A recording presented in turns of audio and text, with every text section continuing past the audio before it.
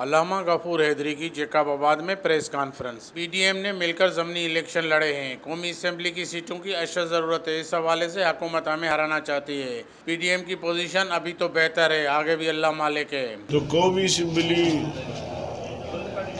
کی سیٹیں جو ہے ان کی اشد ضرورت ہے، کیونکہ ابھی سینٹ کا انتخاب ہونا ہے، تو اس حوالے سے جو ہے وہ ہمیں ہرانے کی کوشش کر رہے ہیں۔ ڈسکا میں بھی اسی طرح انہوں نے یہی حربہ استعمال کیا، لیکن مجموعی طور پر جو ہے وہ پی ڈی ایم کی پوزیشن بہت اچھی رہی ہے اور بڑی لیڈ سے ہم جیتے ہیں۔ تو اس وقت تک تو ہم ٹھیک جا رہے ہیں، مستقبل کا اللہ کو معلوم۔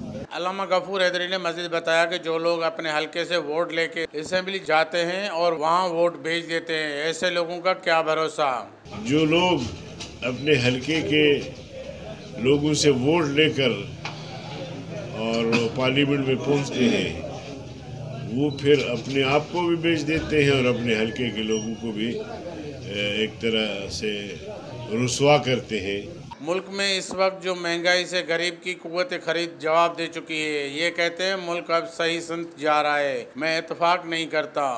یہ کہتے ہیں کہ ملک کی جو معیشت ہے وہ اب صحیح سمت پر سفر کرنے لگی ہے، لیکن میں نہیں سمجھتا کہ یہ بات ان کی صحیح ہے۔ حکومت میگا پروجیکٹ لے کے آئی، محنت مزدوری والے وہاں جا کے کام کرتے ہیں۔ چائنا سے 60 ارب روپے والا پروجیکٹ رک گیا، وہ کہاں گیا؟ جو چائنا ہمارا دوست ہے، ہر مشکل میں ہمارا کام آیا ہے، ہمارا ساتھ دیا ہے، تو وہ 60 ارب ڈالر کا جو ایک منصوبہ تھا وہ بھی تقریباً رک گیا ہے۔